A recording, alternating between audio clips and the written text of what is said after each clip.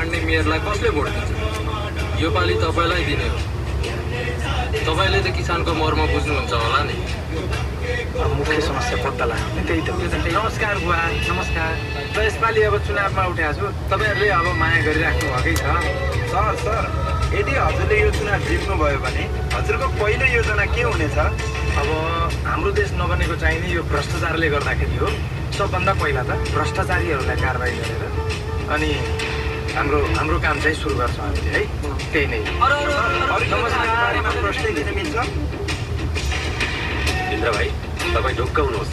यसपालि तपाईँलाई नै हो, तर यो कुरा कसैलाई थाहा नहोस् है। हस्।